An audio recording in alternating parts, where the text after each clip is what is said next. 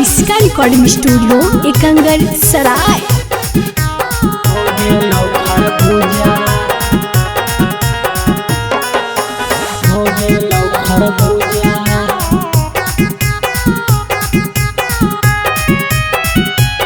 Presented by किसका films. हमरा न बतैल ही कहिया कैल ही छौड़ी पूजा एके हमरा न बतैल ही कहिया कैल ही छौड़ी पूजा। तोहर छोट हालौ लेम्बुआ कैसे हो गेलौ खरबूजा। तोहर छोट हालौ लेम्बुआ कैसे हो गेलौ खरबूजा। लटकल हाउ ऐसे जैसे लटकल हाउ तरबूजा। लटकल रहा हाउ ऐसे जैसे देखे में लगो तरबूजा। तोहर छोट हालौ लेम्बुआ कैसे हो गेलौ खरबूजा। तोहर छोट हालौ लेम्बुआ कैसे हो गेलौ खरबूजा। हो गेलौ खरबूजा।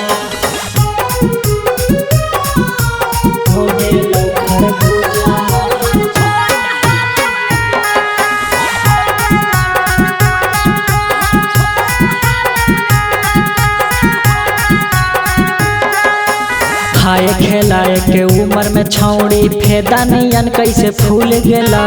काचे उम्र में दुनू जवानमा नीचे मदे कैसे झूल गेलौ।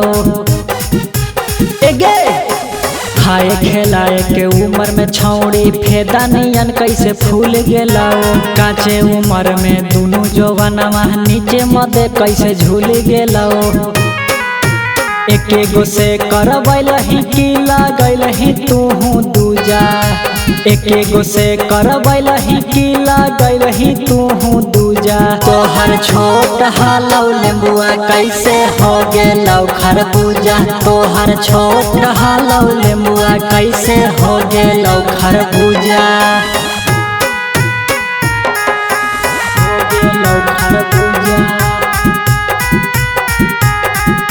रिकॉर्डिंग स्टूडियो एकंगर सराय। कौशल भूपेंद्र बिहारी माजा मारा हो छौड़ी रोह जगे। डीजे कुंदनमा ले ले तो जनमा देतो जे अपन डो जगे। कौशल भूपेंद्र बिहारी माजा मारा हो छौड़ी रोह जगे। डीजे कुंदनमा ले ले तो जनमा देतो जे अपन डो जगे। राइटर अजय के साथे छौड़ी खाही भूंजल भूंजा। भैया जितेश के साथे छौड़ी खाही भूंजल भूंजा। तोहर छोट हालौ लेम्बुआ कैसे हो गेलौ खरबूजा। तोहर छोट हालौ लेम्बुआ कैसे हो गेलौ खरबूजा। इसका रिकॉर्डिंग स्टूडियो एकंगर सराय।